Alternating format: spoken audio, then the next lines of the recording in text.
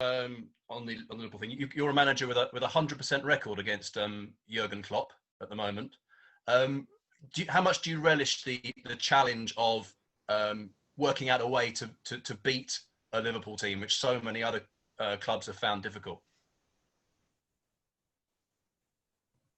Well, first of all, you need a really individual performance by all of them.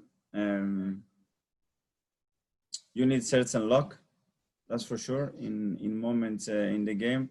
And then you have to be so consistent in everything that you do throughout 96 minutes, because in any moment they can open you up and you can get exposed. That you never give up, that's another thing that is crucial against them, and that you have to expect them to be at their best. And if you're always expecting that, obviously the level of attention is higher, focus is higher, and then you are more determined in every ball. And against them, that's key, I think.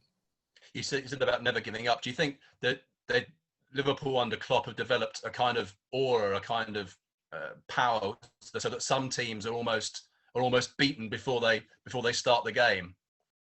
I don't see any complacency, and they go to any ground, even when they are 2-0 up, 3-0 up, 4-0 up, and they still going the same way. And this is an incredible credit to the coaching team, the culture that they have created, and the spirit of that team. And you can see that in the 24 or 26 players that they have in the squad. There is no one player that plays half on the day, that is not very interested, that they just play for moments in the game. They just go for it every single minute of every game. And throughout the season, to do that for 10 months, that's a massive compliment, I think, for them. And is that your challenge now? Because obviously you've won 2 trophies. You've had the string of results in the FA Cup, and you've beaten big teams like Liverpool, like Chelsea, and so on. But is your challenge now to string together, 38 games of that kind of level of play? That's a different level, and they have done that in the Premier League. They've done that in the Champions League as well, and that's why they raise the bar so high. Not only them, but Man City as well in recent years, and that's the level. And you have to be able to compete at that level, because this is our context and this is our reality. So we want to be one of those teams. Those basic things have to be implemented every day, and that goes through in training. You cannot expect that to do that the weekends and train in a different way. So that's the way you conduct yourself every day as well. And so finally from me, in particular in the Community Shield, as opposed to the game in the league, it seemed like you really found a way consistently to break the Liverpool press, to get out from away from the front three. And your goal, the Aubameyang goal in particular, was classic, was playing out from the back. Whereas Arsenal at the beginning of last season couldn't seem to play out from the back, but now they can go from front to back against the best team in the Premier League and score a goal like that. How important was that goal almost in itself for showing how Arsenal want to play and how to beat Liverpool? Well, obviously we have to try to find ways that how we can hurt them, how positionally we can create problems to them as well, but being as well very realistic and cautious that this is exactly as well what they are trying to do. And this is how they break a lot of teams down, when you feel comfortable with a little bit of a space doing those things, and then the next minute you are punished and you are a goal down. So it's a really important balance and awareness that you have to handle during games against them. Thanks, Mikel. Thank you. Harry, Star on Sunday. Hi, Mikel. Hi. Hi.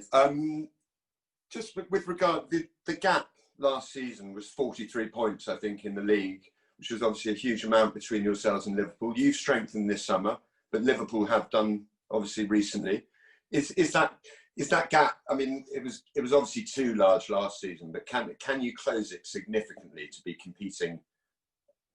43 points is a lot, isn't it? Well, I think, I don't know, in football history, if someone has closed a gap of 43 points, if they maintain the same level in just a few months. Obviously, what you are expecting to do is you to be much better and much more consistent, and then a little bit they can drop the level a little bit, and then that gap is not that big. But we can control what we can control, which is our performances and our level of consistency.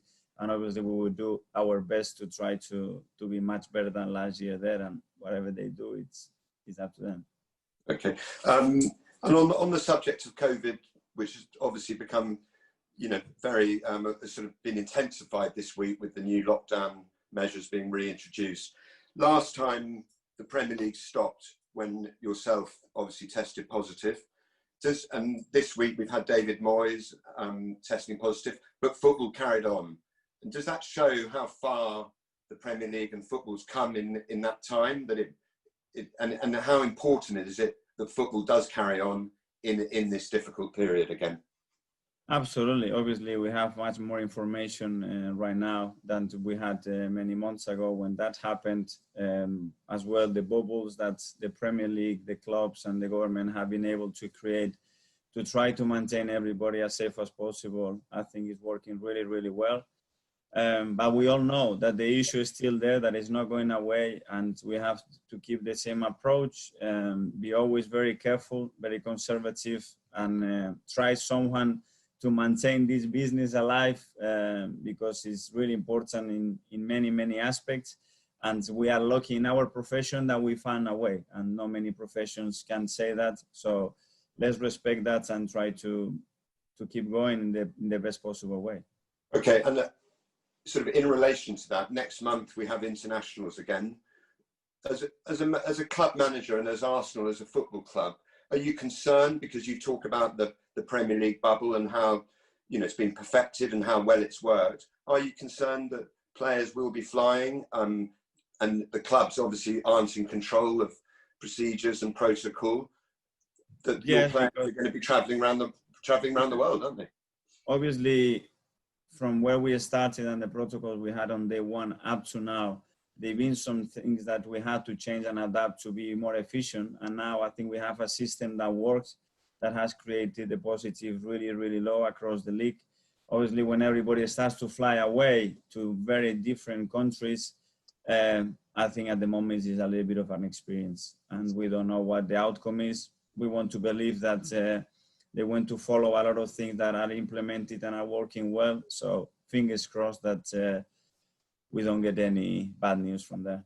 Okay, and with regards to yourself, and your last question from me, I mean, how do we hear that COVID sometimes can have the after effects of it, can go on a long time? You had it. I mean, how do you feel? You obviously look fine and healthy and feel good, yeah?